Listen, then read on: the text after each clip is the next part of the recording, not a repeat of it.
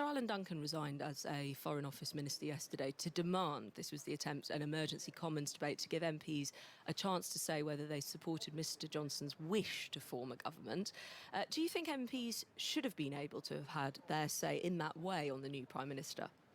Well, I think it was a bit premature of Alan, who I love dearly, to table a motion of no confidence in a Prime Minister who hadn't even been selected yet. It was a bit of an absurd thing to do. It's just he's worked very closely with him and he once described himself as Mr Johnson's pooper scooper because he used to clean up all his mess at the Foreign Office. Alan uses colourful language, and as he's entitled to do. So does Boris Johnson. But having a no confidence motion in someone that hasn't even yet been elected is patently absurd, and that's why the Speaker, in an unusual gesture of reasonableness, decided to chuck the motion out. Obviously, it's up to normally the principal opposition at any time to table a motion of no confidence if they choose to. My guess is they won't do that, because if they did this week on, say, Thursday, I imagine they would probably lose. And I think it's also completely reasonable to give a new Prime Minister a decent chance to announce their policy programme, both domestically, as you were saying a moment ago, and also to do with Brexit, before trying any manoeuvre like that. So I think Alan was being a bit cheeky and rather unreasonable in what he tried to do yesterday. In the sense of the majority we were just talking about, the working majority of the government, of your party, of the Conservatives, it's extremely slim now, getting slimmer, as we expect, with that by-election, possibly for that seat to go to the Liberal Democrats we were just mentioning.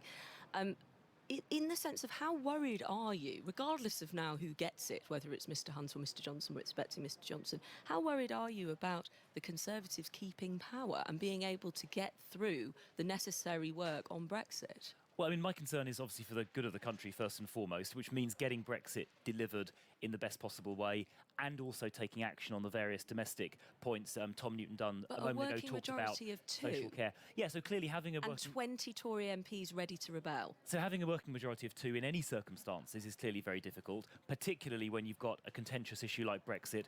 It's even more difficult. But I think Boris's new administration will attack the challenges in front of us, both domestically and with Brexit, with energy, with vigour, with dynamism, with careful preparation as well. It sounds like an Olympic team. And with optimism. Well, it's an Olympic task, and I hope that Parliament, not just Conservative MPs, but others as well, respond positively, because there are some Labour MPs and others who do vote with us in the lobbies if something they support is proposed. So I'm not quite as pessimistic as your question suggests, but it is... No, but it's not necessarily pessimistic, is it?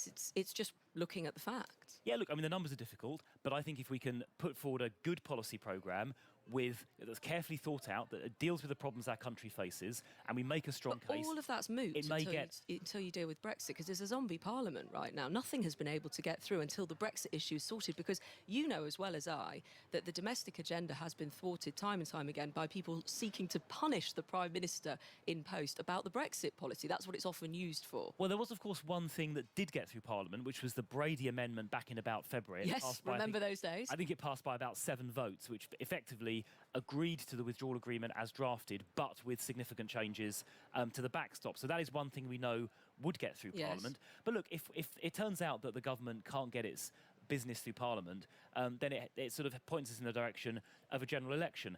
And that, I think, would be a bad thing, because it would cause further delay, disruption and uncertainty. It would usher in the possibility of Jeremy Corbyn as Prime Minister, which he is an unreconstructed Marxist who's a danger to national security. So I would say to my Conservative... That's not how a lot of people would view him. It's how I would view him.